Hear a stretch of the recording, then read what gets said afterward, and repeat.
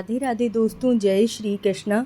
कार्तिक माह शुरू हो गया है, जिस पर मैंने पहले से ही वीडियो डाली हुई है कि आपको कार्तिक माह में क्या क्या कार्य करने चाहिए और किस तरह से दीपदान, स्नान आदि करना है, किस तरह से तुलसी माता की पूजा करनी है। तो वो वीडियो भी ज़रूर देखिएगा जाकर। आज हम बात करेंगे कि कार्तिक माह में लड्डू गोपाल की सेवा किस प्रकार करनी है, क्योंकि इस माह में विष्णु भगवान के किसी भी स्वरूप की आप पूजा कर सकते हैं। तो यदि आपके घर में लड्डू गोपाल हैं तो आप उनकी पूजा अर्चना करते हैं तो आपको विशेष फल प्राप्त होता है। अगर लड्डू गोपाल नहीं है तो आप शालिग्राम भगवान की पूजा कर सकते हैं। तो चलिए जानते हैं कि इस माह में आपको लड्डू गोपाल की सेवा किस प्रकार करनी है।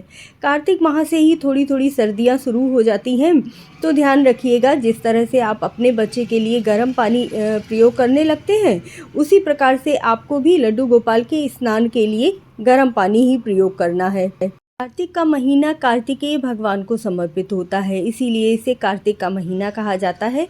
ये चतुर्मास का आखिरी महीना है और इसी समय देवउठानी एकादशी आती है, जिस समय पर विष्णु भगवान अपनी निद्रा से जागृत होते हैं और सभी को आशीर्वाद प्रदान होता है, धन, ऐश्वर्य, वैभव का। बहुत सारे व्रत होते हैं इस समय पर। धनतेरस आती है, नरक चतुर्दशी आती है, अभी करवा चौथ आ रही है जिसमें करवा माता की पूजा की जाएगी, दीपावली, भैया दूज, छठ पूजा, एकादशी, तुलसी विवाह और उसके पश्चात देव दीपावली पर इस महीने का समापन होता है। तो देखिए, आपको पूरे व्रत त्यौहार बहुत ही तन मन से करने हैं, क्योंकि हर व्रत त्यौहार का अपना अलग महत्व है, हर पूजा का अपना अलग महत्व है। ये महीना सबसे ज़्यादा उत्तम माना जाता है व्रत के लिए, दान के लिए, पूजा के लिए। तो ध्यान रखिएगा, सभी व्रत त्यौहार बड़े ही मन से कीजिएगा। तो सबसे पहले देख लीजिए आप, इस महीने में आपको लड्डू गोपाल की देसी घी से थोड़ी सी मालिश ज़रूर करनी है। आपको वीडियो में देखा होगा कि थोड़ा सा देसी घी ले लीजिए और सुबह के समय भी और रात्रि के समय भी हल्की सी मालिश ज़रूर कीजिएगा। इसके पश्चात आप इस महीने से चंदन स्नान बंद कर दीजिएगा, क्योंकि चंदन का स्नान गर्मियों में किया जाता है जिससे उन्हें ठंडक मिले, लेकिन इस महीने से सर्दियाँ शुरू हो जाती हैं, इसीलिए चंदन स्नान मत कीजिएगा। मस्तक पर भी उनके गोपी चंदन मत प्रयोग कीजिएगा, जो अष्टगंध का चंदन आता है वह प्रयोग कीजिएगा, क्योंकि लड्डू गोपाल को चंदन लगाना आवश्यक होता है, इसीलिए अष्टगंध वाला चंदन प्रयोग कीजिएगा।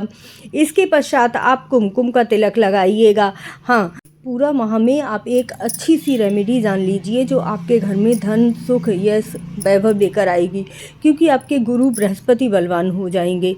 आपको इस पूरे महीने में अपने लड्डू गोपाल को हल्दी का तिलक ज़रूर लगाना है। थोड़ा सा दूध डालकर लगाएं तो और भी अच्छा है। अगर कच्चा दूध आपको मिल जाता है, थोड़ा डालकर और हल्दी से लड्डू गोपाल को तिलक लगाइएगा। बहुत ही उत्तम फल प्राप्त होता है, घर में आपके ऐश्वर्य बढ़ता है, इससे आपका बृहस्पति मजबूत होता है और आपके जीवन में कोई भी परेशानी होती है धन संबंधी तो वह दूर हो जाती है। और वही तिलक आपको अपने मस्तक पर भी लगा लेना है। ओम नमो भगवते वासुदेवाय नमः मंत्र बोलते हुए आपको अपने मस्तक पर वह तिलक जरूर लगा लेना है। ओम केशवाय नमः, ओम माधवाय नमः, इस तरह से आपको मंत्रों का जाप करते हुए तिलक को लगाना है। चलिए, ये तो हो गई लड्डू गोपाल की तिलक सेवा के बारे में। इसके पश्चात अब हम बात करते हैं उनके वस्त्रों के बारे में। देखिए, वीडियो बहुत ही यूज़फुल है, इसीलिए वीडियो पूरी देखिएगा। चैनल को सब्सक्राइब ज़रूर कर लीजिएगा। बहुत सारी धार्मिक जो भी स्टोरीज़ होती हैं, कथाएँ होती हैं, लड्डू गोपाल की सेवा है, जो भी पूजा आती है, उसके बारे में विस्तृत तरीके से बताती हूँ। तो प्लीज़ वीडियो को पूरा देखिएगा और चैनल को सब्सक्राइब ज़रूर कर लीजिएगा। जैसे ही सर्दियाँ थोड़ी सी शुरू होती हैं, वैसे ही अभी इतनी सर्दियाँ नहीं हैं, लेकिन आप थोड़ा सा वस्त्रों को ध्यान देकर पहनाइएगा। थोड़े से हल्के गर्म वस्त्र जो रहते हैं वह पहना सकते हैं। बिछाने के लिए और ओढ़ने के लिए भी हल्की सी जो गर्म रहती हैं चादर, वही डालिएगा।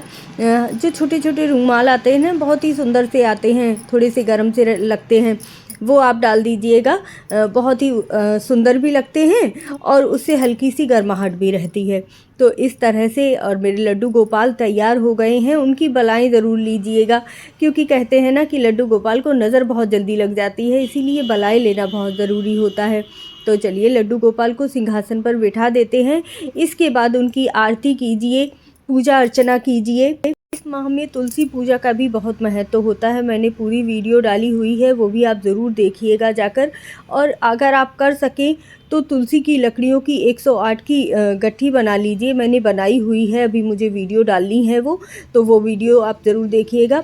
इस तरह से तुलसी की 108 की गठरी बनाकर और जब उसमें घी लगाकर आप लड्डू गोपाल की आरती उतारेंगे तो वह सबसे उत्तम बताया जाता है। श्रीमद् भागवत में कहा गया है कि आप इस तरह से 108 तुलसी की लकड़ी लेकर जब आरती करेंगे ना, तब आपको 1000 एक लकड़ी का 1000 गुना ज़्यादा फल प्राप्त होता है। तो सोचिए, आपका दीपदान तो ऐसे ही संपूर्ण हो जाएगा। सबसे सरल विधि है ये दीपदान की। तो चलिए अब बात करते हैं लड्डू गोपाल के भोग की। तो भोग में आप ने स्क्रीन पर देखा होगा, इस तरह से ड्राई फ्रूट्स का पराठा बनाकर खिला सकते हैं। जो भी गरम गरम चीज़ें हैं ना, वही आपको लड्डू गोपाल को खिलानी है।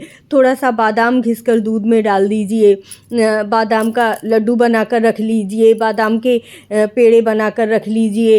इस तरह से बादाम का पराठा बना लीजिए। आजकल सर्दियों में खूब सब्जियां भी आने लगती हैं हरी भरी, तो हरी हरी गरम गरम सब्जियां उन्हें खिलाइए, रोटी खिलाइए, पूड़ियाँ बनाकर खिलाइए।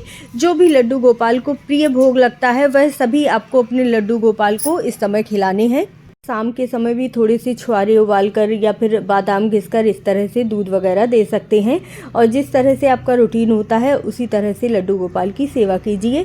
शाम के समय तुलसी माता पर दीपक जलाइए, देहरी पर दीपक जलाइए। इस तरह से पूजा अर्चना करेंगे तो लड्डू गोपाल जरूर प्रसन्न होंगे। जय श्री कृष्णा।